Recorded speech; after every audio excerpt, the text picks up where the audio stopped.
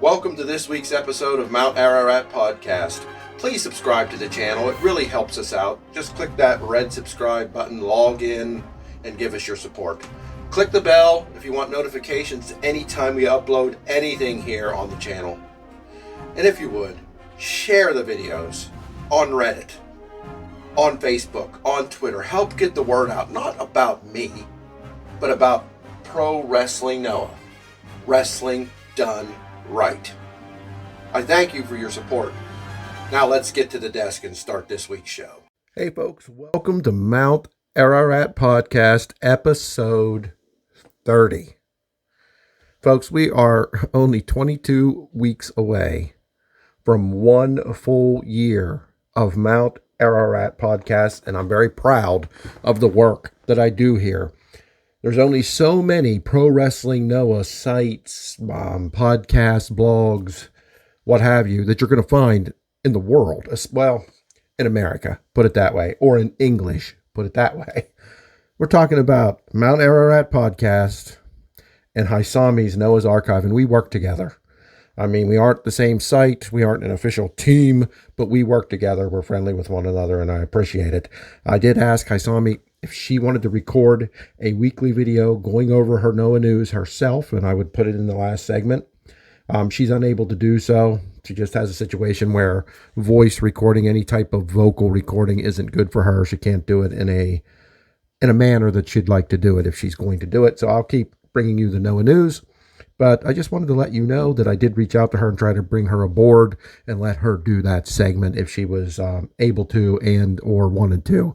I'm sure she would enjoy it, but she's just not capable of bringing it to you. But we're here. We are back here in the studio for episode 30, talking about Grand Ship 2022 in Nagoya, the Dolphins Arena. This happened on September 25th, just 2 days ago at the date of this recording. We're going to review this show, talk about it like we always do. Then we are going to talk about the next show coming up on the 30th. And then, of course, we'll bring you the Noah news before we close out this week. Let's jump right into this show. Here we go. Match number 1 was Manabu Soya taking on the rookie, the guy who most recently graduated from the Noah Dojo, Taishi Ozawa. And this was another good one for Ozawa. I mean, he is really being thrown to the sharks, if you will, here taking on the enforcer of Congo, Manabu Soya, and he held his own for quite some time. This match went about 7 minutes, which some of you might not think that is very long, but hey, look, there are a lot of television wrestling matches that go about 7 minutes.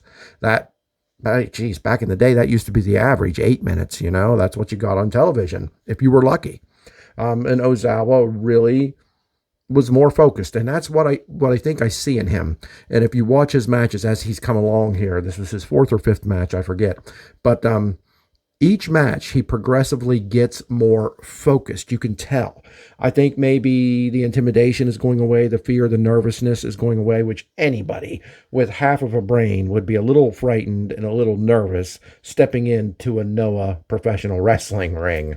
But you can see Ozawa getting more comfortable as he goes. And while he never really showed any chance of winning this, and that's not an insult. I mean, it's Manabu Soya. Come on. He did show more and more confidence here and worked harder and harder, still using his drop kicks. Some have predicted that you probably won't see that last because Noah heavyweights typically don't throw drop kicks. I would argue Kaito Kiyomiya throws plenty of drop kicks, and he's the heavyweight champion, right? Well, I guess we're spoiling that, but come on, you guys saw the news probably before you watched the podcast. If not, sorry. But he looked good here, but Manabu Soya used his strength and used his experience and, of course, caught him in a Boston Crab, which is typically how these senior guys submit these young guys. And again, I believe it has to be because strengthening your back, your lower back, is one of the most difficult and tedious things you have to do in wrestling training. And so the seniors actually are helping them. Let's test your mettle. Let's see if you're ready to survive a Boston Crab from somebody who's very much your senior. While Ozawa does get to the bottom rope one time, he can't do it a second time, and he has to tap out, giving the win to Manabu Soya. Again, this was just basically an exhibition match. even though it was official. It was pretty much an exhibition match for the rookie to see where he's at, and he's coming along quite nicely, so keep an eye on Taishi Ozawa. Match 2 was Paris Del Mal de Japón, that being Nosawa and Eita, taking on two young guys, Yasutaka Yano, who just recently returned from an injury, and Kai Fujimura, who is really coming up in Noah and looking better and better each and every one of his matches, more so than Ozawa. When I say that about Fujimura, I'm talking about he's on the brink of being a main star on this roster, and there's no doubt about that. Look, most of this match, the match was only about 7 minutes long, much like the one before it, but most of this match saw Eita and Nosawa Rongai acting like fools, not taking the match very seriously, getting dominated. I mean, really controlled by Yano and Fujimura. They really were. About 3/4 of those 7 minutes, I'd say about 5 of those 7 minutes, the young guys took control and looked sharp and looked ready to go. Eita and Nosawa were out there promoting their t-shirts, promoting a little carry bag or something they had with Paris Del Mal de Japón on it, and they almost lost the match because of it. Yeah, they came back and won. We're getting to that right away, but it was only a 7-minute match, which again, I have no problem with. But they didn't look good. They didn't look sharp, meaning Nosawa and Eita, but I don't think they were trying to. I think they really came out there and decided to sell merchandise and act silly and get a double team drop kick to the face in to get the win over Kai Fujimura. I mean, you would think they would have defeated Yano, being that he's just freshly back off an injury, but they did not. They took out Kai Fujimura, where, you know, the move where one of the wrestlers on the team gets an opponent in a camo clutch style of hold, and his partner runs into the ropes and flies in with a drop kick to the face. That's the match. That's the move that ended this match at the 7-minute mark. I enjoyed the first 5 minutes of this tremendously, even though Nosawa and Eita were clearly playing around and not really caring much about the match. I enjoyed watching Fujimura and Yano take them to school. I enjoyed that tag team looking sharp. I thought maybe they'd win this. Ultimately, I kind of knew they wouldn't, but they looked so good at the beginning. I thought to myself, watch Rongai and Eita end up, you know, fooling themselves to the point that they really fooled themselves and lose the match to these two guys. But no, they snapped out of it right at the end, hit a double team move, and won it. The match was what it was. It didn't light the world on fire. It wasn't bad, wasn't amazing. It was what it was. It was another Paris Del Mal de Japón win because they knew they could and just took their time doing so. Was what it was. Match number 3 was the Funky Express, Mohamed Yone and Akitoshi Saito taking on the Tough. Man, one of my favorite teams, Masa Kitamiya and Yoshiki Inamura. And I'm telling you, Yoshiki Inamura is the man. And he's beginning to become more and more so as time goes along. Look, it's the story of these younger guys. And Inamura, much the junior to the new rookie Ozawa as well, much the senior, to the new rookie Ozawa as well. He is still coming up in Noah, being that he's still fairly young and fairly early in his development. But man, I'm not saying this is necessarily his breakout match. I mean, the man got into the end, almost got into the N1 tournament, almost won the Fire Festival at 01 Wrestling, I believe it's called. Really came out here. I thought he looked one of the best I've seen him look, and his team with Kitamiya is amazing. The Tough is the appropriate name for these two guys because they're in there with two of the toughest. Yone and Saito are also tough. They're not the tough, but they are damn tough, put it that way. No matter what you think of that gimmick, I've said that 1,000 times. You guys heard it before, but they are. And you can never underestimate them. And Yone can get in there and take punishment like few others in the world, and he did that. Saito nails that hanging vertical suplex or brainbuster, if you want to call it that, as good as anybody in the business. In fact, I would argue that Saito has looked a little better than Yone in their past several matches. Yone's taking the pin often here, as he does here when Inamura pins him after hitting the Muso on him at the 9-minute mark, just shy of 10 minutes, actually. This was absolutely a heavyweight battle. 4 guys just pounding each other, body slams, power slams, brain busters. I mean, just your typical heavyweight match, which I love. This was a great tag team match. I'm a huge fan of tag team wrestling. I'm a believer that tag team wrestling can main event shows as much as singles matches if it's done right. And this match was absolutely done right, and I absolutely loved it. It wasn't my favorite on the show because this is an incredible show, but it was a great tag team match that really showed you the tough have arrived. Masa Kitamiya, as you saw in the N1, and as you're going to see against Masakatsu Funaki coming up very soon, is legit as they come. Yoshiki Inamura is also right there. He might be just a little bit behind Kitamiya and where he is on the roster, but this kid, he's going to be at the top. He's going to be one of the best heavyweights in this company over the next year or two. I'm telling you, I see that coming. I saw it coming in this match more than I've ever seen it. And they get a big win over a very experienced tag team. Congratulations to the Tough wrestling, a match that I very, very much appreciated and liked on this show. Match 4 was the Masked Trio Ninja Mac, Extreme Tiger, and Alejandro taking on the Congo Juniors, that being Tadasuke, Hajime Ohara, and Haruki. This match was everything you would think it would be. It was the high-flying masked men doing every move under the sun to get an advantage on the Congo guys. It was the Congo guys grounding the high flyers as much as they could, nailing backbreakers and clotheslines, and Haruki nailing his lion salt, doing everything they could do to hold the masked men down and get this victory all over the place. Very fast-paced match.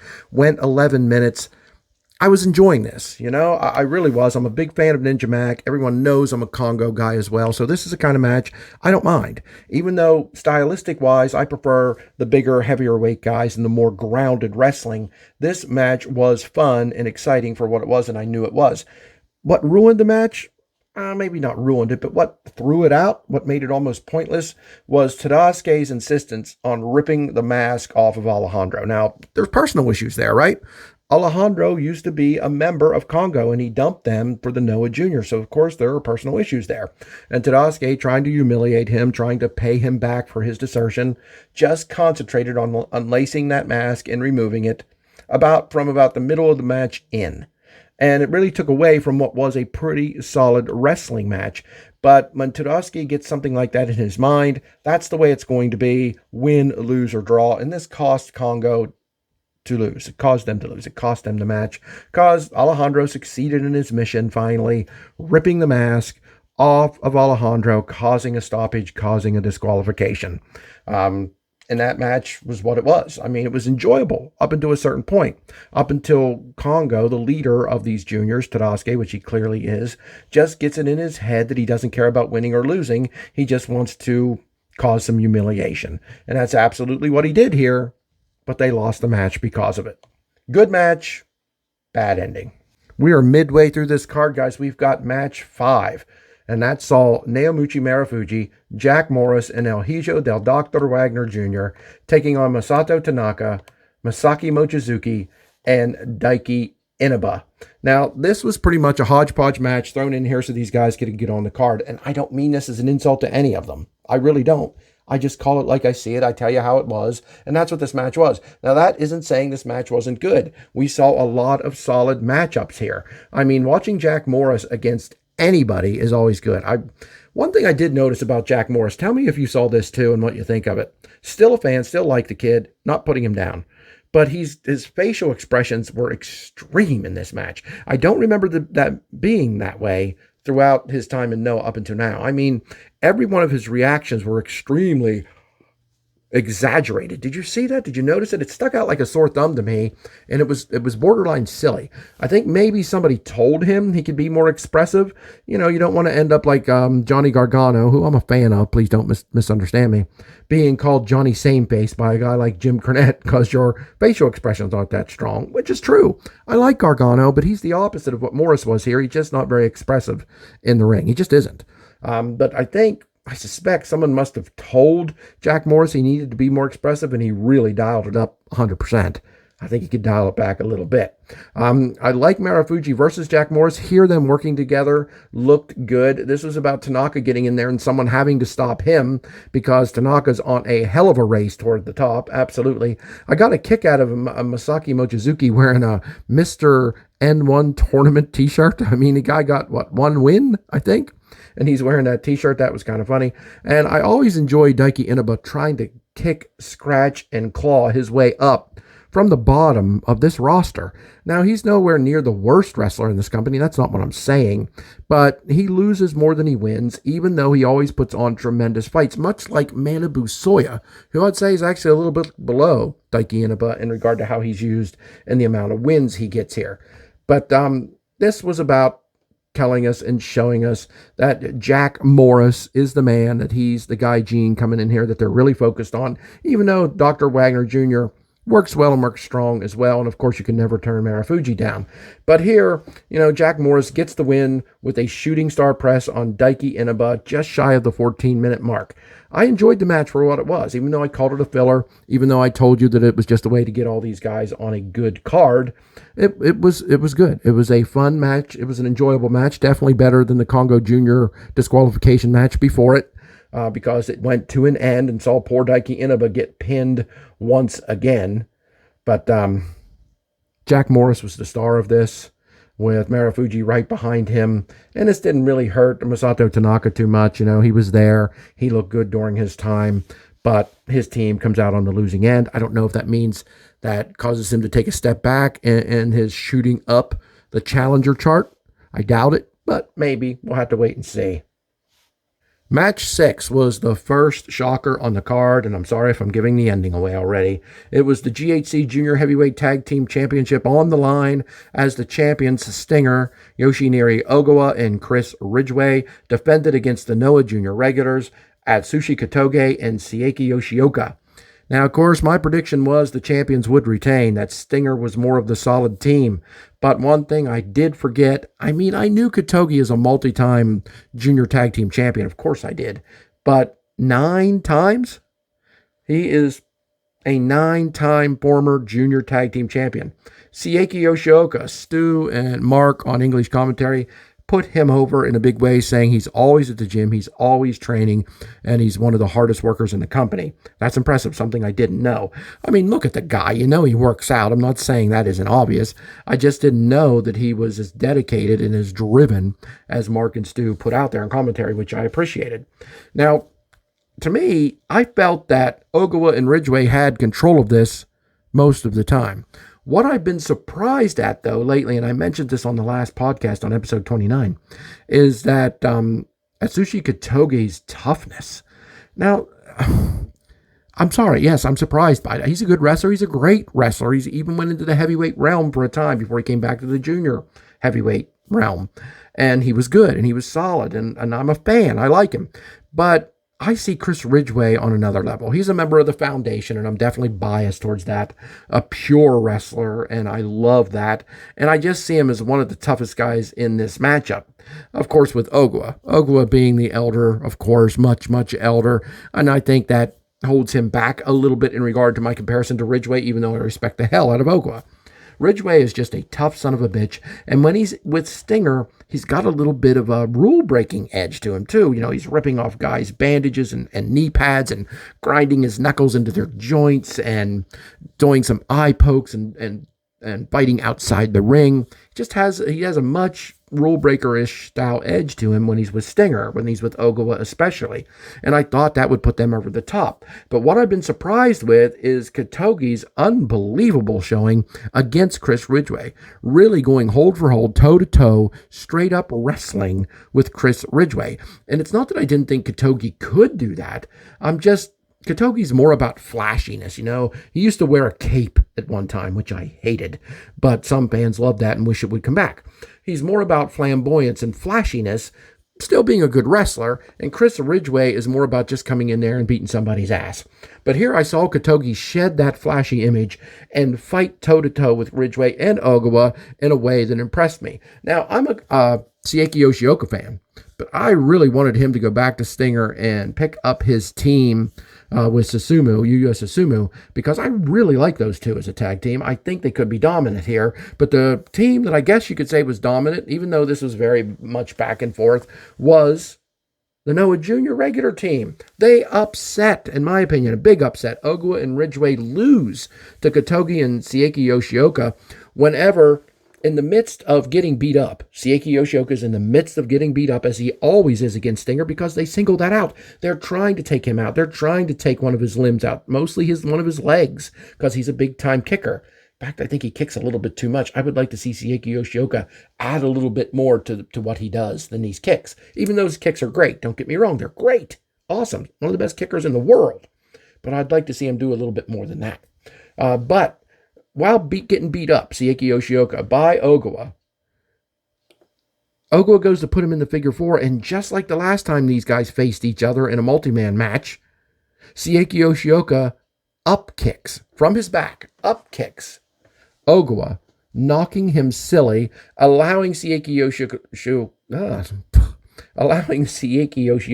to run in and nail his buzzsaw kick at the just shy of the 27-minute mark, getting the win, the upset win, and getting the titles, the new GHC Junior Tag Team Champions, Kotoge and Yoshioka.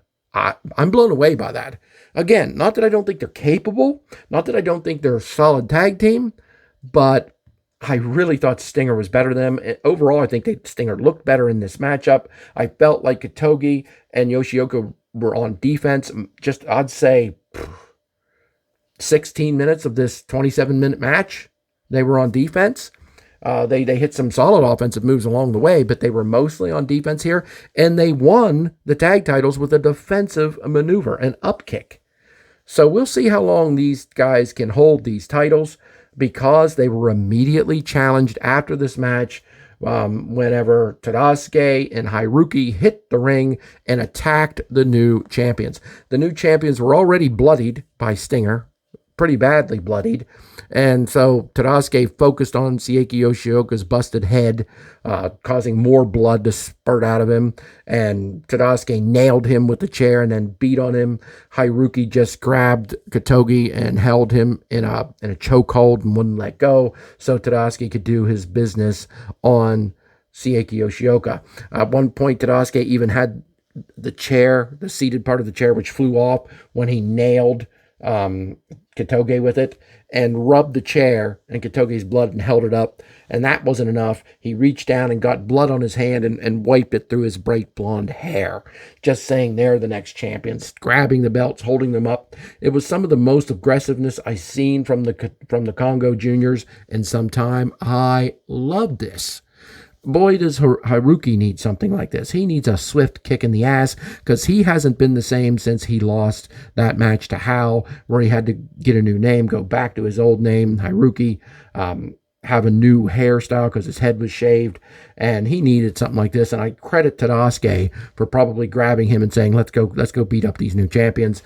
And they did so, and they will be the first challengers, and that will be a hell of a match, so long as Congo focuses on winning and not just embarrassing their opponents like they did on this show earlier.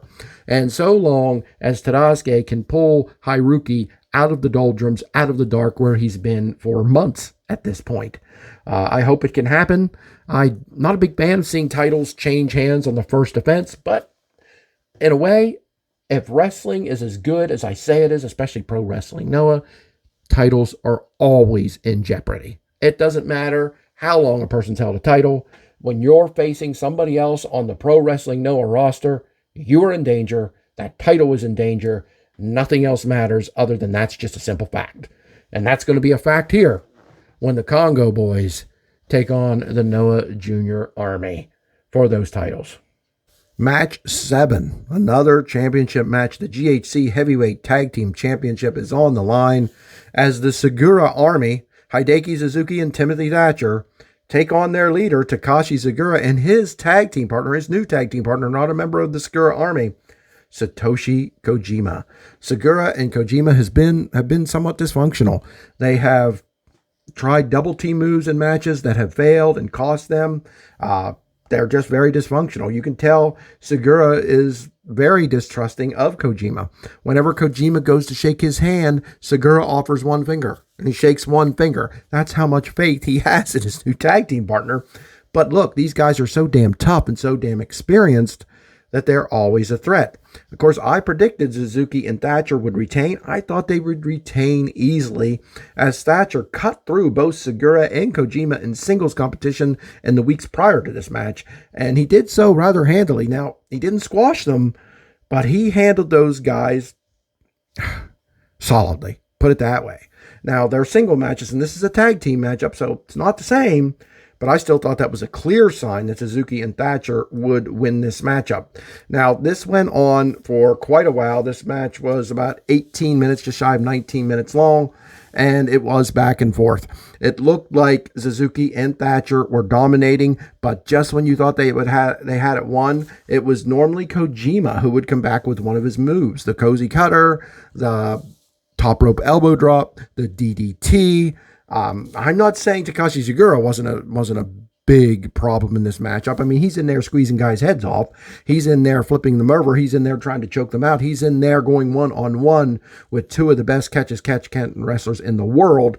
And that's where Sugiura shined. He was able to hold his own in that style against two of the best catch wrestlers in the world, Suzuki and Thatcher. It was impressive to watch the older man take those guys down, or when taken down by them, hold his own and get out of their maneuvers.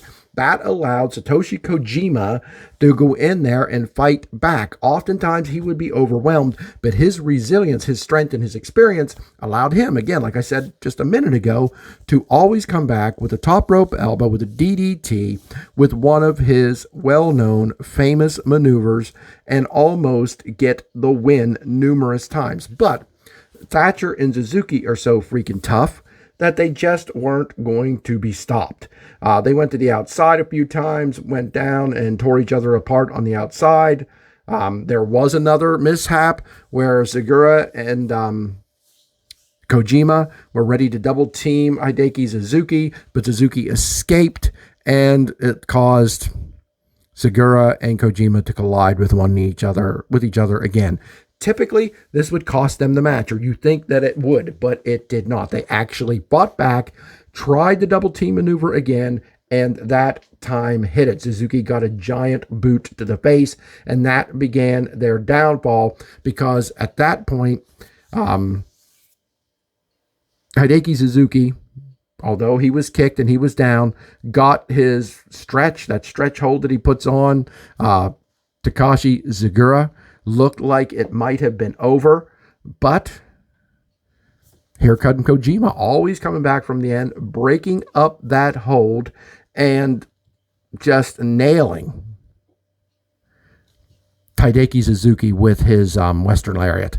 And you thought it was over at that point, but no, Segura was the legal man, so he got to his feet and delivered the Olympic slam on Hideki Suzuki for the 1-2-3, giving us, shocked once again, new GHC heavyweight tag team champions. Again, just a little shy of the 19-minute mark. This is very dysfunctional, very mixed up, very back and forth, arguing 1 minute, friends the next, are our new tag team champions. And right when you thought the dysfunction would remain with the handshake, Satoshi Kojima reaches out with a handshake, and Segura reaches out with one finger, but then changes his mind and gives him a full handshake there as they stand shoulder to shoulder, turning a little bit in their, I don't know what it's supposed to be, sort of 007 Charlie's Angels, where they pose like they're holding a gun or what have you, look like two badass dudes with sunglasses on, just ready to kick ass, and Kojima proclaiming that they're the best tag team in the world and nobody's more dangerous than them,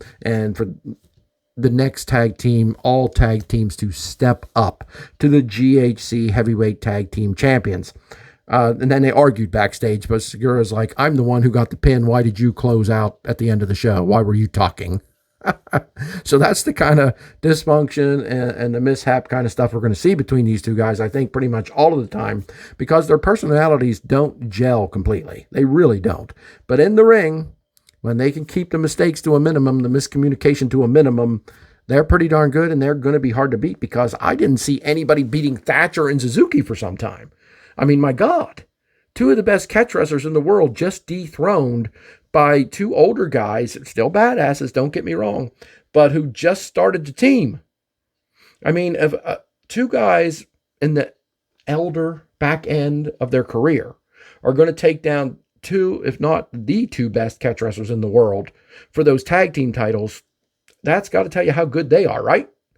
Who's going to step up to them? And where does Thatcher and Suzuki go? Do they stay a team? Do they go back into singles? A lot of questions to be answered here, but I was shocked. I was shocked at the outcome here, and we'll have to see how the dysfunctional team of Satoshi Kojima and Takashi Zagura, how far they can go and who all they can beat. We'll have to see. Now, you realize Segura has won the GHC Heavyweight Championship, the GHC Heavyweight Tag Team Championship. What's next? Is he going to, by the time he's done and know, is he going to win them all? Is he going for the national title sometime down the line? We capture that as well? We'll have to wait and see what's going on with Kojima, but he has looked like $1 million since coming to Pro Wrestling Noah. Match 8 was the GHC Junior Heavyweight Championship match that saw the champion Hayata defending against his former friend, his former tag team partner, his former unit member, Yohei. These two have a ridiculous history. I'm pretty familiar with it, but not in order. I would have to have Wikipedia or something open up here in front of me to tell you everything these two have been through together. They were the former junior tag champions years ago as just as a tag team. I don't know if they were even in a unit. They were in a very well-known unit called the Rattels, which was very solid and fun to watch. They had been part of numerous units together. They had considered themselves brothers. A lot of times in Japan, the fans and other people will make this husband and wife joke comparison. Not a big fan of that. I think it's kind of weird, but they've gone through those labels. They have ridiculous amount of history between them, and this match was set to be emotional, and it was. This match was driven by emotions, but what I loved about it, I really loved this matchup, even though it was almost 24 minutes long, which is pushing a time length for me. Look, I'm good with no match going over 15 minutes, 20 minutes tops. That's just my personal taste. And even though this went double my preference for the most part, I liked it because it wasn't a really high-flying match. It's what I expected it to be. I expected it to be insanely paced. I expected to see a lot of tope suicidas, a lot of top rope maneuvers, a lot of flips and dives. I did not. Yeah, you saw a little bit more from Yohei than you did from Hayata, but most of this match, I would say a little over half of it, I'd say 3/4 of this match was very grounded, slower approach. And I got to give Yohei props for this because that's wrestling Hayata's game. Okay? Yohei came in here, and at one point, Stu and Mark was even encouraging him. No, couldn't hear them. They're encouraging him on the show, on the mic, to get his high flying going, to start, bounding off the ropes and doing his thing, because that's the only way he was going to win it, in their opinion. And maybe that's true, because he did start bringing that in a little bit towards the end more. But the story here, like I said at the beginning, was emotion. These guys kicked out of everything the other one could do to them, and I mean everything. And a lot of times, yours truly will complain about too many kickouts and too many false finishes. Not a big fan of either one of those things. Here it works, though, because of their relationship. It is believable that both guys are being driven by emotion, that it's not just their skill and their talent and their strength and their speed and their agility, but it is most of all, it's all those things topped off with a gigantic scoop of emotion. And the one who would control their emotion the most would be the one who would win. And look, guys, just looking at both of them, and I'm not putting Yohei down when I say this, looking at both of them, which one of them clearly is the less emotional wrestler? It's Hayata, right? That's how I based my pick, that Hayata was going to retain this title. And he did so. Hayata nails the headache at the end of this. That is his Hurricanrana, his Frankensteiner, when his opponent is on their knees. It's a short one, so it really drives their head hard into the mat with no time to really brace for it. And that gets Hayata the win. Yohei was still very encouraged after the match. This is one of the best Yohei matches I've seen in months. I mean, I know Yohei's capable, but I really don't think he's looked great as of late. I really don't. I don't think he's looked horrible, but I don't think he's looked great. The preview match before this, the tag team match where he looked really good and he actually was aggressive and knocked Hayata out after the match. I like that. I like when guys are tough and aggressive and determined to just prove that they're everything they say they are. And Hayata stepped up the last match, the preview match before this, and he stepped up here even though he came up short and lost it. And at the end, he said, look, I'll climb back up. I'll start at the bottom and climb my way back up. And if Yohei continues to wrestle the way he did here, as he makes that climb, he's going to make it and he's going to win the junior championship. There's no doubt in my mind. And I'm telling you, 6 months ago, I wouldn't have said that about Yohei. I would have said he's a good hand. He's a good tag team wrestler. He's good to have on the roster, but he's no threat to anybody singles championship wise. After this match, even though he lost a very, very good matchup, I think he's ready. I think he's ready to start really making that climb toward a championship, a singles title, the junior title. I think it might be a year or so until we see it. Maybe it'll be this time next year. But if they do that right, that'll be a hell of a story to follow. Hayata's moving on. Who's his next challenger? My man, Ninja Mac. He has come into Noah. Ninja Mac contacted me when he was on his way to Noah and told me to watch him. He knew that I would suspect that he would come in there and just be another high-flying American gaijin coming in there flipping and flopping around. And he told me, watch. Just watch and see. You know, I can wrestle Noah style. And he's come in here, and while he does his ninja moves, he does his flips and his flying, he can wrestle the ground game with the best of them. And that's why the match, and we're not going to preview it yet, even though I could, but that's why the match between Ninja Mac and Hayata is going to be really special.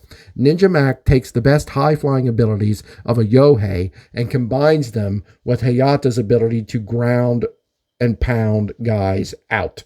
And is Hayata ready for that? As great as Hayata is, I mean, he beat Chris Ridgway for crying out loud. Really earned my respect there. Really earned my respect. This match is going to be special, but I'm saying too much because in a future show we'll be previewing that match, and I'll save some of it for then. But this was a great junior title matchup that saw Yohei look better than ever, even though coming up just a little short. Match number 9, Pro Wrestling Love Forever 2, Outbreak, mouthful for the name of a match. Keiji Muto, the one and only, on his retirement road, teaming with Kazuyuki Fujita to take on Kongo, two of my absolute modern-day favorites, that being Masakatsu Funaki and Katsuhiko Nakajima. Two badasses. Now, Muto's a badass, but, you know, look, he's coming back from going to AEW. If you don't know, he went to AEW and saved Sting from being, you know, beaten up by a group of guys, the Black Faction, whatever they're called, the Blackout, whatever. I don't watch AEW. It's not for me. But he was going to get beat up by Buddy Matthews, and instead Muto makes the save, misting Buddy Matthews and posing with Sting afterwards. Now Sting is going to come to Japan and be in Muto's last match with him, and that's going to be great. We'll cover that probably in the Noah News.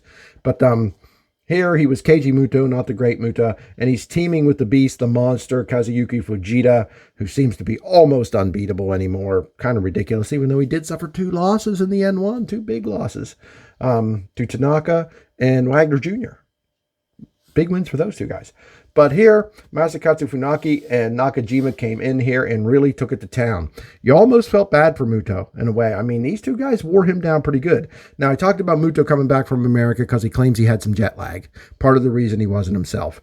But look, Funaki and Nakajima know that the legs, that the hips of Keiji Muto are just not what they used to be, and that's why he's being forced to retire. And they worked them over. And they worked them over pretty good. Now, whenever Fujita come in, he'd begin to dominate. The guys would struggle against him, even though I felt like Masakatsu Funaki handled Fujita better than Nakajima did. And you guys have to know what a huge fan of Nakajima I am. I think he should be the ace of Noah. I believe it. Even after the results of the main event here, I still believe it. But he didn't look great against Fujita here, and that ended up costing them. Fujita, again, taking control of my man Katsuhiko Nakajima every opportunity good. Now, there were times Nakajima got some big-time offensive moves in against both guys, definitely against Muta, and some against Fujita. But I don't know what it is that makes Katsuhiko Nakajima struggle somewhat against Kazuyuki Fujita. There was a point where Nakajima had Fujita, I believe it was at a figure 4, and he's getting his open hand palm strikes, his slaps against the face of the monster, the giant, the beast. And Fujita just looks at him and shrugs and says, do it again, do it again, do it again, over and over and over. We're talking about knockout shots to 99% of people in this world, and Fujita's eating them and telling them to hit him again. I think he's in Katsuhiko Nakajima's head. I hate it, but I think he is. And that led to the downfall of my boys, of Nakajima, and Funaki, whenever Fujita nailed a big running soccer kick to the head of Katsuhiko Nakajima, allowing Muto to go in and hit his Shining Wizard and win the matchup for Muta and Fujita. Now, there was a pretty cool point here. I skipped over this, so let me just run back to this real quick, where Nakajima hit Muto's running springboard elbow into the corner, which is the most high-flying, sort of unusual match for Nakajima to do. He doesn't do those type of moves. He's more of a kicker and a puncher and just beat your ass kind of guy. So to see him do that really was surprising, and showed me that he's capable of doing anything any wrestler can do. He just chooses not to. And that leads me to question, is that what keeps Katsuhiko Nakajima from being the ace of Noah? That he doesn't pull out all the stops. Not that he has to do the running, diving, flipping elbow into the corner. He doesn't have to do tope suicidas. But does he so stubbornly hold on to his brutal punching and kicking style that he's great at, unwilling to modify it from time to time against guys where it might help him? And that's what keeps him down from being at the very, very top of pro wrestling. Now, a lot to examine there. Maybe we'll make another video about that, but just I'd like to know what you think about that. Is what keeps Katsuhiko Nakajima from the top of pro wrestling? No, the very top, at least for a long, extended period of time. Curious to know what everybody else thinks about that. That could be the answer, but Fujita takes Nakajima down, but Muto is tagged in and finishes him off with his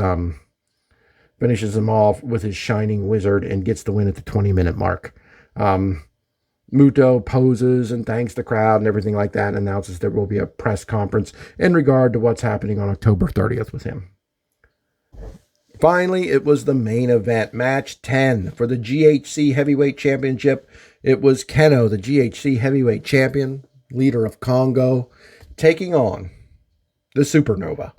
Appropriate name for this kid, Kaito Kiyomiya. Now, let me start off by saying, when Kiyomiya came out with the blonde hair and the multicolored tights, wasn't a fan. I'm over it. Somebody even told me you'll get used to it. And they were right. I've gotten used to it. It's not something that I'm going to hold up as the best look in wrestling, but I'm over hating it. Kaito Kiyomiya is distinguishing himself. I mean, Goji Ozaki's always the green guy, drapes himself in green and white, and is, I am Noah. Kaito Kiyomiya loves Noah as much as anyone, don't get me wrong. But, he sort of looked like a miniature or sort of a copy of Goji Ozaki. And here he's distinguishing himself. And I think it works for him now. I get it.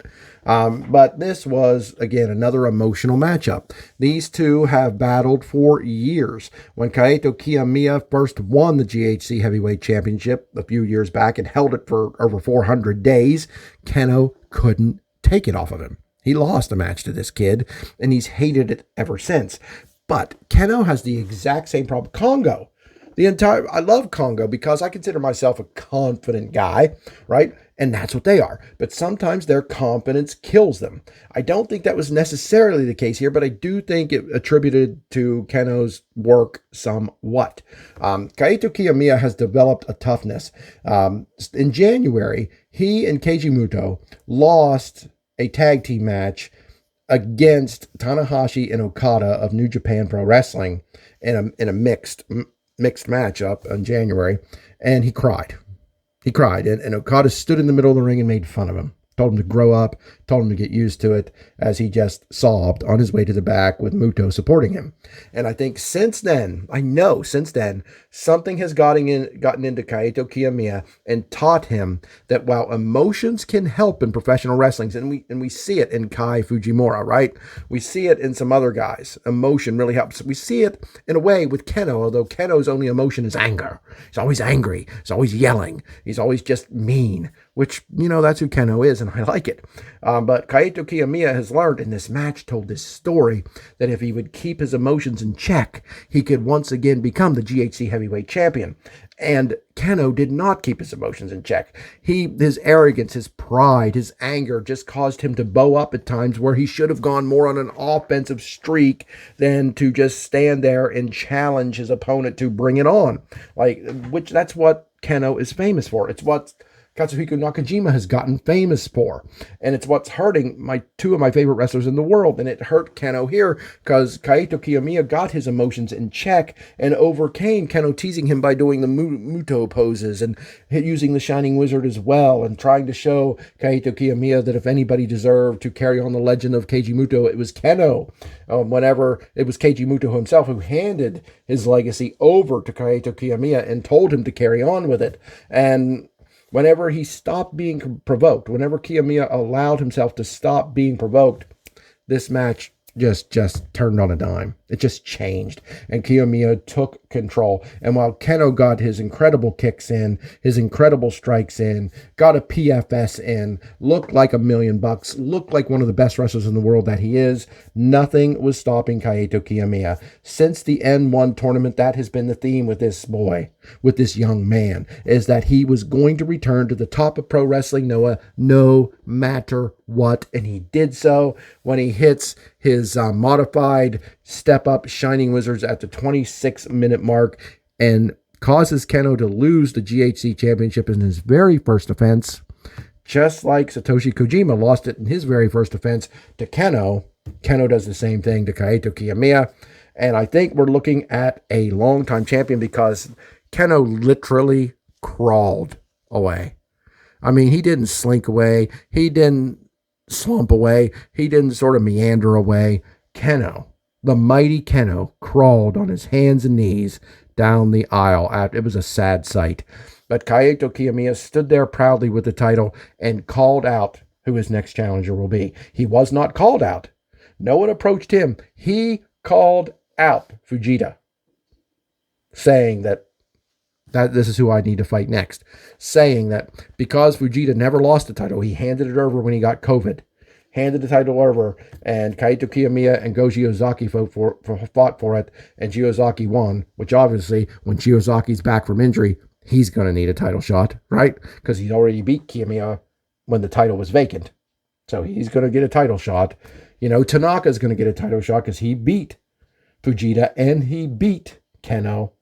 He's going to get a title shot. That's coming up. But before any of that, the Beast, Fujita, the man that very few can beat. 2 guys beat him in the N1, which is remarkable. It's very rare for that to happen. But Kaito Kiyomiya is saying he knows that he can't really be recognized as the champion fully until he beats the Beast. And that impressed the hell out of me. I cannot wait to see that match. I cannot wait. I am not a Fujita hater like so many American fans are. I don't know about the Japanese, but I know a lot of American fans do not like Fujita for numerous reasons. I don't think any of them mean anything. I trust Noah to know more about Fujita than any fans do. I just do. But I hope Kaito Kiyomiya beats him because that will really say this guy's the future. And they're talking about a guy who thinks Nakajima should be the man in Noah, and I still do. I do. I don't think it's happening. This is Kaito Kiyomiya's era. I'm okay with that. I will be more okay with that if he defeats Fujita, which I suspect he will. And I don't want to preview that match early either, guys. But this was a great show. I loved it. This was another 10 out of 10 show. Everything about it was good. The only thing that made me roll my eyes a little bit was the Kongo Jr. disqualification. And that wasn't the end of the world. Just was Tadasuke being Tadasuke, Kongo being Kongo. And I guess as a Kongo fan, I just have to accept that sometimes winning isn't the number one thing to them. Sometimes it's intimidation. Sometimes it's hurting someone. Sometimes it's stubbornly refusing to give up your game plan and go to something else. That's just who Kongo is. But I love this show. It's one that I would put one of the best of the year. I don't know if I'd say it's the best of the year, but it's probably in the top 3 or 4. It was just 10 matches, all of them great, all of them can't miss, and all of them telling a story in the ring.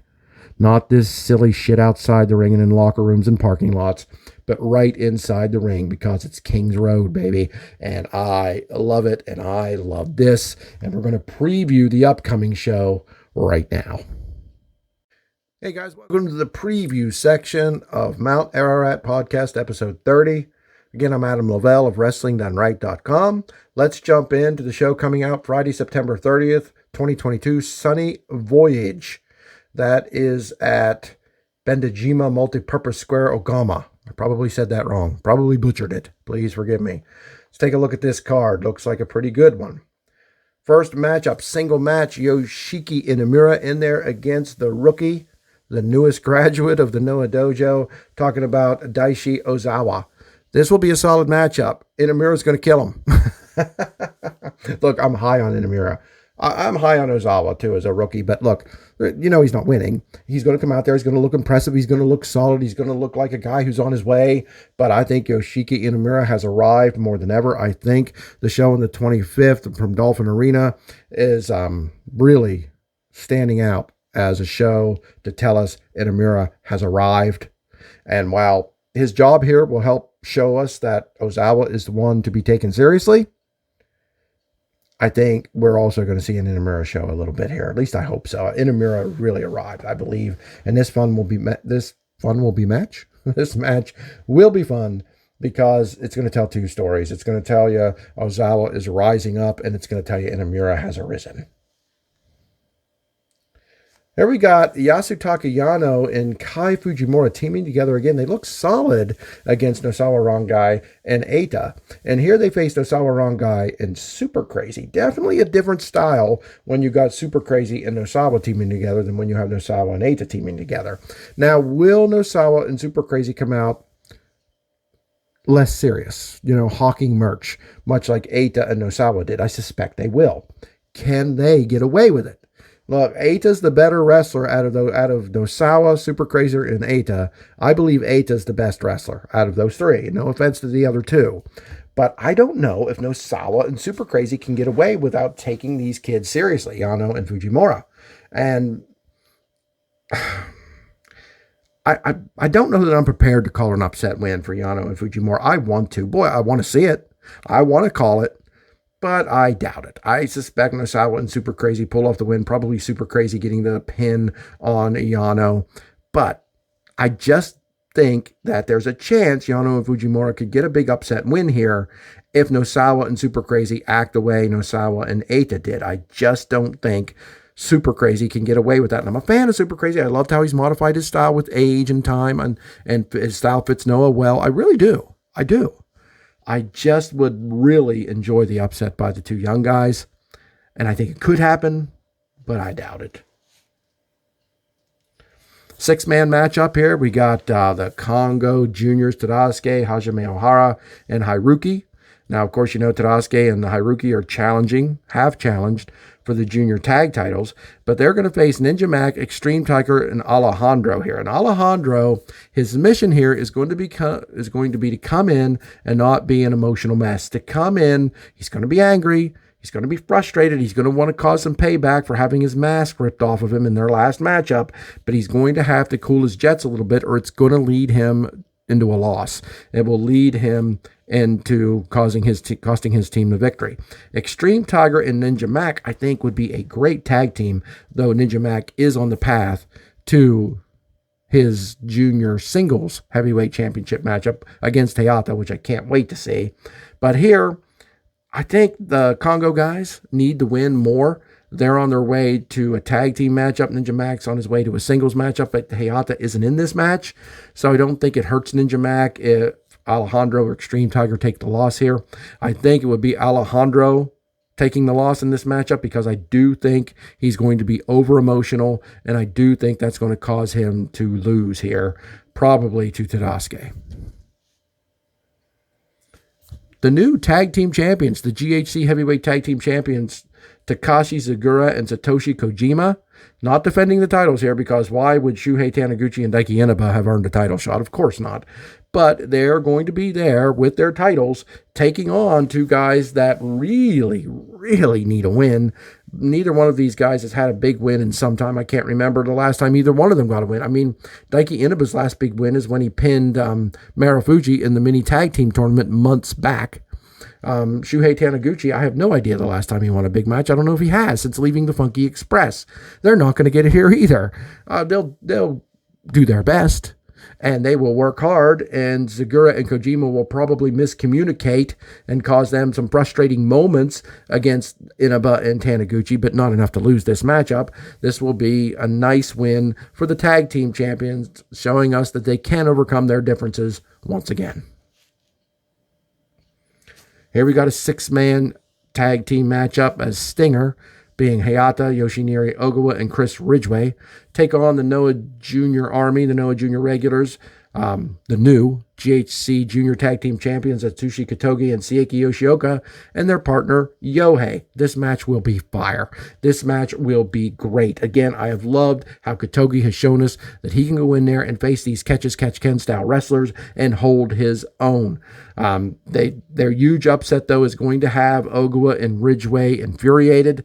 They always control their emotions. Stinger is the best in this company at using their emotions in a match while not letting it get to their heads. You know what I mean? They get into their opponents' heads. And even though Kotogi and Yoshioka won the championship from Ogawa and Ridgway, I think Ogawa, Ridgway, and Hayata win this match up here. I think they show them that, we're not out of this. We're not out of contendership. You always have to worry about us. And just because you manage to catch Ogawa with an upkick, Yoshioka, doesn't mean that you're automatically better than us. And I think that's what Stinger's going to be out to prove in this match, and I think they're going to do it.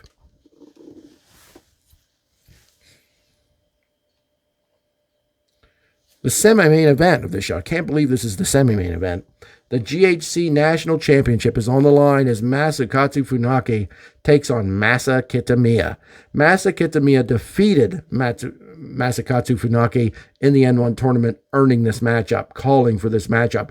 Masakatsu Funaki has been unbeatable as the national champion. No one has really come close. Some guys have given him a good match. Some guys have given him fun matches. But no one's really come close to actually defeating this guy. He often goes unchallenged, and Hisame's Noah's Archive, when she lists the championships in the weekly Noah News, often it says, when it goes over the national championship, it says there is currently no challenger for Funaki, because most guys know better. Most guys don't want to face this master. Most guys don't want to get tied up by this guy. But what Kitamiya showed us in the N1, that if you're strong enough, if you're a bull of the woods daddy, like Masa Kitamiya is, you can pull yourself out of these spider webs that Funaki weaves. You can just rip your arm out. You can pull your leg out. You can take him down and get a prison log on him and make him submit. Can Masa Kitamiya repeat his N1 victory here? Yes, he can. Will he? I don't think he will. I think Masakatsu Funaki retains this. I think Funaki is going to lose his title to Timothy Thatcher down the line. That's what I suspect. I don't know when they're even going to face off. No one's even talked about that. But my prediction is that the next GHC national champion is Timothy Thatcher. And I love Masa Kitamiya, but I think maybe he's going to be concentrating on the tough with Yoshiki Inamura, maybe challenging for those, because if there's any two guys that can win the tag team titles off of Kojima and Segura, it's the tough, in my opinion. So I think this is a good match, but I think Funaki retains once again. He is incredible. Incredible. And the main event here on this show is a 6-man tag team matchup. Kaito Kiyomiya teaming with Naomuchi Marufuji and Jack Morris to take on the Congo guys, my guys. Fist King. I just have to laugh at these English interpretations here on Google Chrome. Now we're talking about Keno, which interprets as Fist King for some reason. Katsuhiko Nakajima and Manabu Soya. I hesitate here because every time, and I mean every time, I see Manabu Soya's name in a mixed tag team matchup, I'm thinking he's losing. He's going down. That's what I predict here. Manabu Soya can't get over the hump. He can't. He is the weak link whenever Congo wrestles. He in a multi-man match. He just is. I'm stammering around because I hate saying this, but it's true. I mean, Jack Morris is, Noah is showing us that they're taking this guy to the moon, I think, for a Gaijin, I believe. Marufuji is Marufuji, the genius of the arc, incredible wrestler. Kaito Kiyomiya is just turned into another human being in the N1 tournament and continued. He has evolved into the man. He just has. Now, I know Congo needs this win. I know they do. They were completely destroyed here on the 25th at the Dolphin Arena show. They were just destroyed. They lost everything. They need this win. They need to stand tall over the GHC heavyweight champion, but he's going into a program with Fujita. He needs to stand tall. I mean, if he gets beat here, he's not going to get beat. If his team would lose, it would be somebody else. But who? Marufuji? Jack Morris? No. Out of these 6 men, who is most likely to lose? Who is the most likely to get pinned or to submit? Probably get pinned. Manabu Soya. You can't deny that. You look at these 6 men. That's how I predict these matches, especially when I don't know who to choose. I say to myself, who's the most pinnable here? Who is the most beatable guy here based on everything I've seen during the time I've been covering Pro Wrestling Noah? And it's Manabu Soya. Now, doesn't mean it's absolutely going to happen. It's just the odds are heavily in that favor.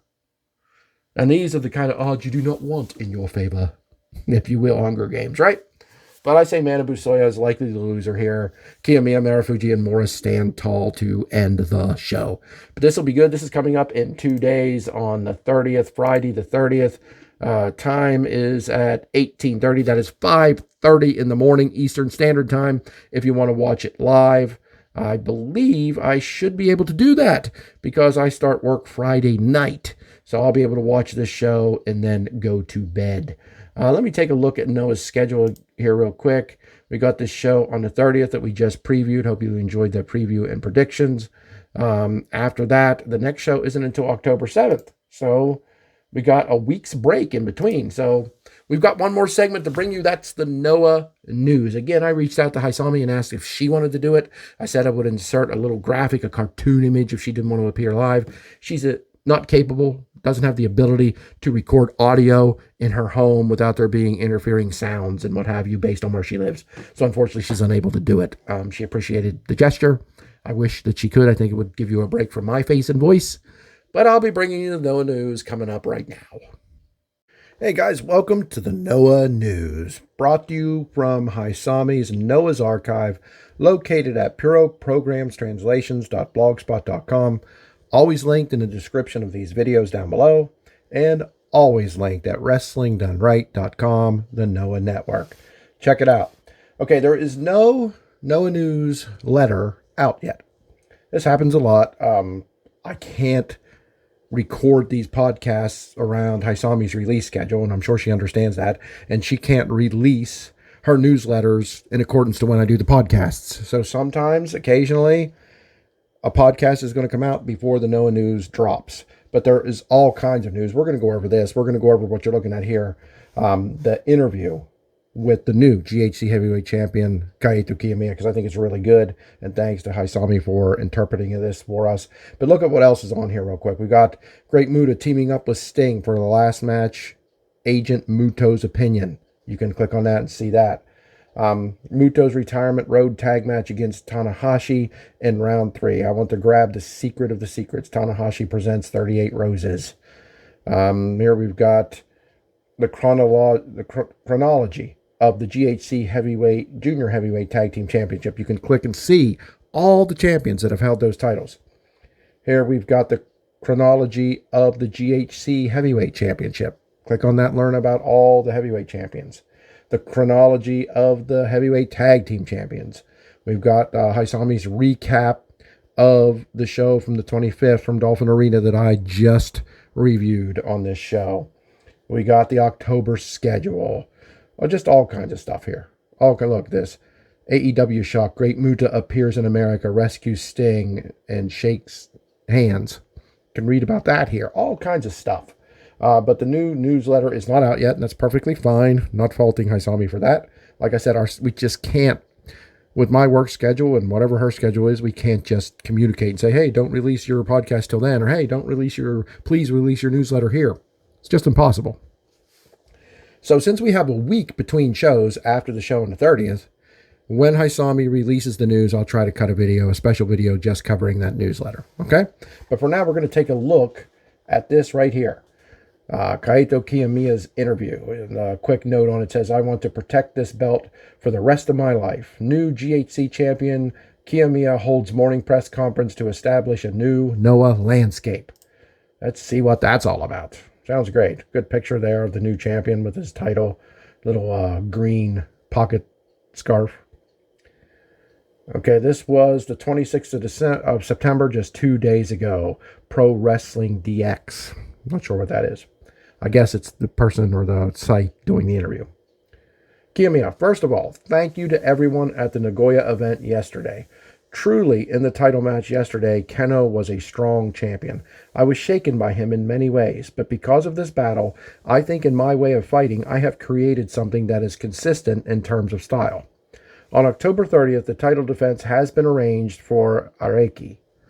Or Irake. I'm probably butchering that, guys. I'm sorry. I did look it up. I think YouTube said it is pronounced Irake. But could it be Araki? Arake? I'm not sure. From here on, in order to advance as the champion, this is an opponent that I have to beat. As the champion, I would like to show that I am strong enough to withstand any rough seas. I will defeat the beast, Kazuyuki Fujita, and create my own professional wrestling. Please come and watch me. So, I mean, the rough translations into English, I'm sure this doesn't sound to our ears exactly how it sounds to the Japanese ear. I'm sure it doesn't. I'm not saying this sounds bad. I'm just saying that it's just not quite the same, even though Hisame does an incredible job. And I don't think she gets enough appreciation for all the work. But this is Kiyomiya saying, look, I want to defend this title. I've created my own style, but I consider it a consistent style. And if you please come and watch me beat Fujita, you will see what I'm talking about. I find that extremely interesting. Then the questionnaire asks, this is your first singles championship in 3 years. How do you feel compared to when you were wearing the belt the last time? Kiyomiya responds, really, last time there was just recklessness, and there was a lot of parts with momentum. But for this belt, I have spent a lot of dark days in the period before this belt. So this is something I really want to cherish for myself. Right now, I am thinking I want to protect this belt for the rest of my life. The guy's in his 20s. Okay, he's talking about the first time he won the championship, he was extremely young, the youngest guy to ever win the GHC Heavyweight Championship. And he says here that, while he had some talent, he basically was pretty reckless. And, he used momentum. He had a lot of momentum going in, a lot of talk, a lot of favor, a lot of people wanting him to be the man in pro wrestling Noah. But he says, he's kind of reckless. And he held it for over 400 days, so he wasn't too reckless. But that's why he's saying he eventually lost it to Goji Ozaki because it just wasn't his time. And he has spent a lot of dark, tough, rough, dark days trying to get back to where he is now. And now that he finally has, he wants to spend his life. He wants to give his life, all his essence, to defend the GHC Heavyweight Championship. Next question is, what is your impression of Fujita? Kiyomiya says, he was the champion when I was struggling, and it was really frustrating to see Kazuyuki Fujita enlivening Noah as the champion. But I think that Kazuyuki Fujita's strength lies in his overwhelming persuasive power. However, in order for me to continue as champion from now on, I need that kind of strength. No matter what happens, I think I have to show that I can't lose as champion. If I am the champion and want to defend this belt from now on, then I need to defeat the strongest man, Kazuyuki Fujita. So this is Kiyomiya telling us he has to develop his physical strength even more, that he has to become the type of strong wrestler that Fujita is, that he has to match strength for strength. And that's incredible. Because going into this, I would never say that Kiyomiya is on the same strength level as Kazuyuki Fujita. But Kiyomiya is saying he needs to be. He needs to get there. And that's what impresses me about this kid, is that he not only works hard, he really focuses on style and presentation and consistency, but while being able to adapt. If you watch this whole entire podcast, episode 30, you will have heard me say that Nakajima and Keno often refuse to evolve or change styles or approach or direction in their matches, and it sometimes costs them. Both of them are so damn good that their style can win matches for them more times than not, many more times than not. But in the small percentage of times those two guys lose, it's because they refuse to adapt or change to the situation. And this is Kiyomiya saying he's going to do that. He didn't mention those other men. That's just me mentioning them. But I think it's a good take on my opinion of Keno and Nakajima, whom I love more than anybody in Noah. But this kid is going to get up there if he keeps talking like this, because he says he will learn to do what has to be done. And we'll see when he faces Fujita, won't we? The next question says, to the extent that you could say the challenge is the Fujita strategy? Kiyomiya says, I wonder. I think it's the strength part of the challenge because he is a wrestler who fights in a way that no one can imitate. So if I can't deal with that, then I can't protect the belt. But not being able to protect the belt is the same thing as being really dead for me. During this period, I would really like to polish that strength within myself and explore all kinds of things. That's just reflecting back to what I just said. You know, the questionnaire, this is the Fujita strategy. You're going to develop the Fujita strategy, like using Fujita's own stuff against him.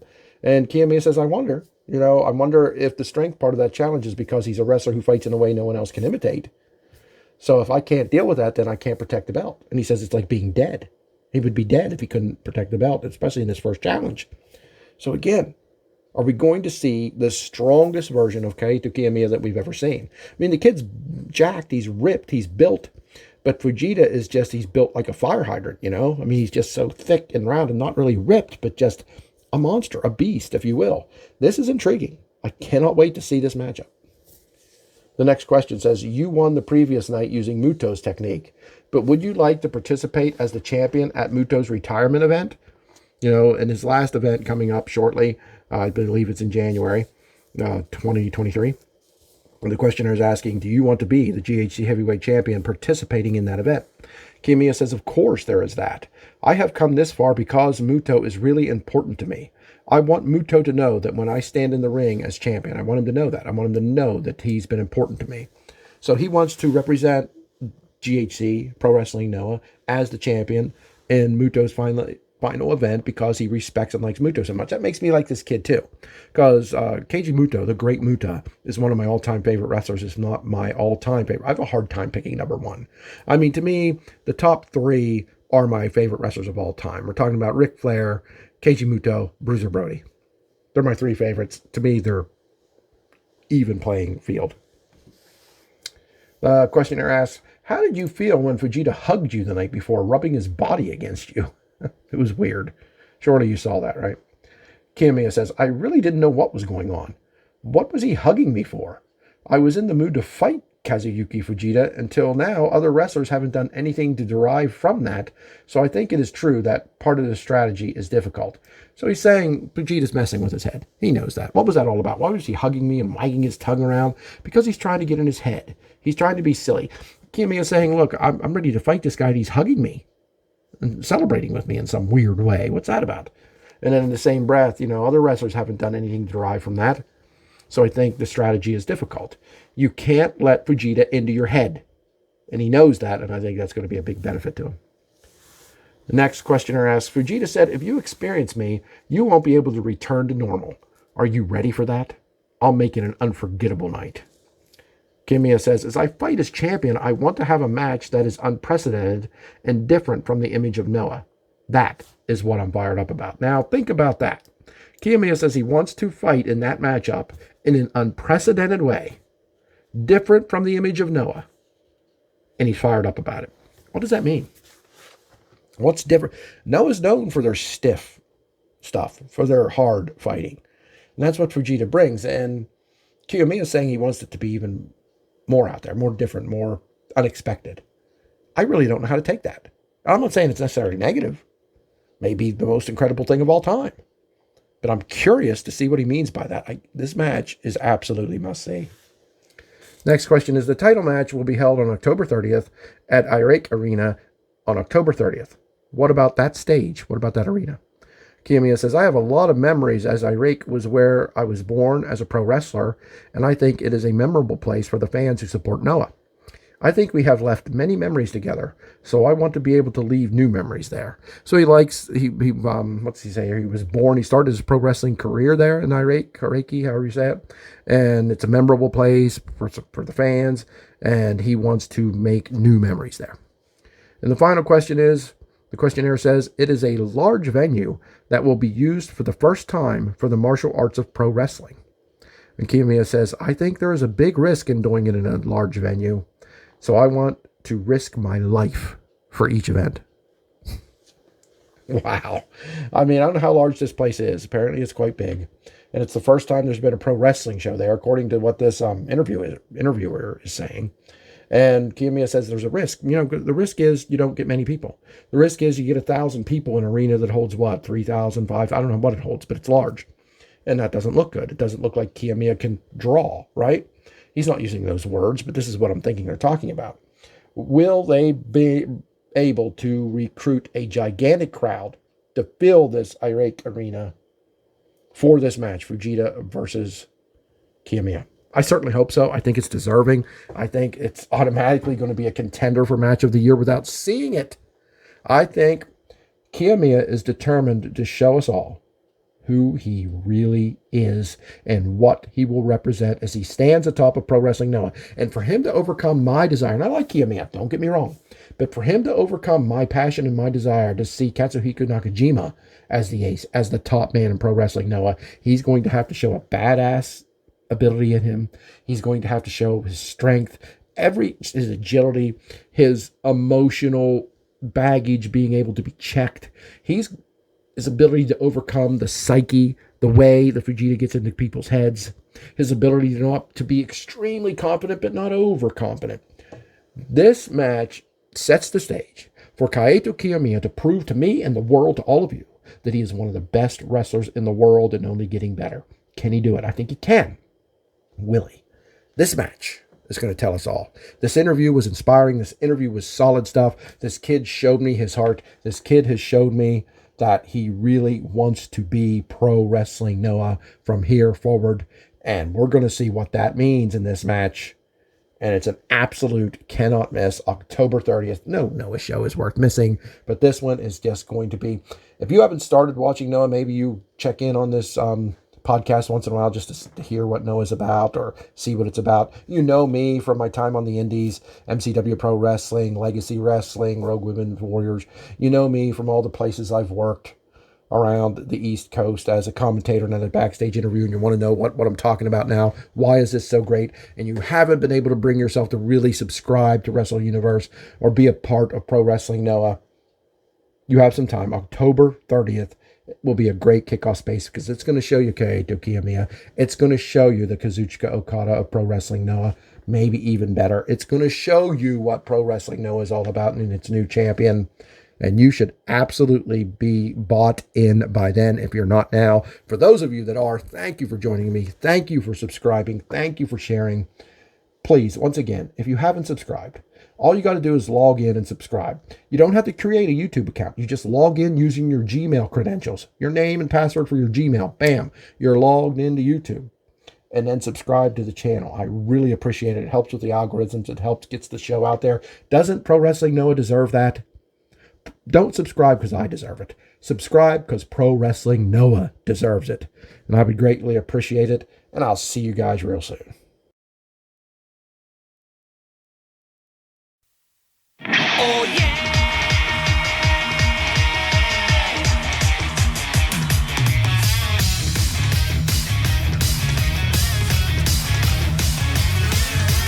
東の空が光で染まったウォーウォー始まりを告げる鐘の音が君も聞こえるかい涙で洗い流した視界は良好悲しみも抱きかかえ僕ら約束の場所へ目の前の果てない海は自由で強い信念は風となるんだろう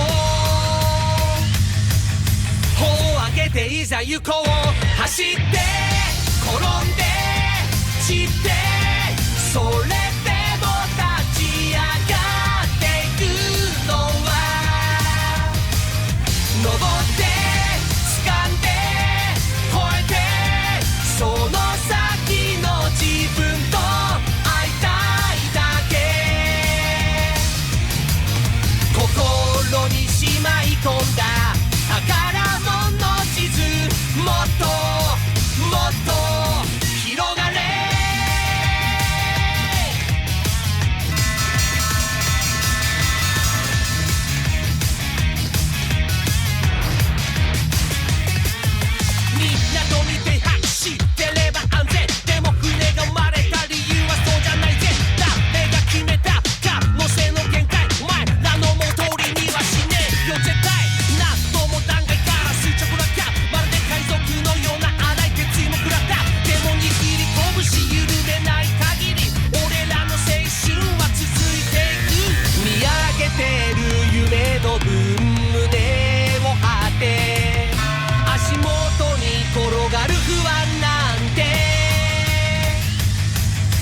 蹴り飛ばすぜ希望で痛くてもがいてうなってそれでも戦うのはたがため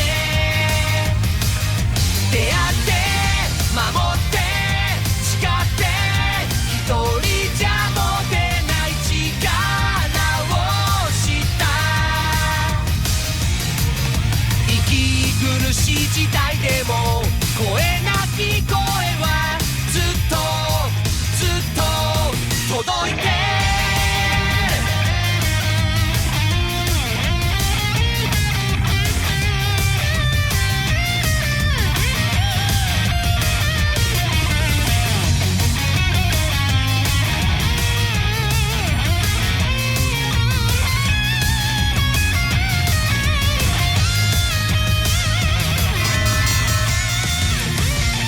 走って転んで散ってそれでも立ち上がっていくのは登って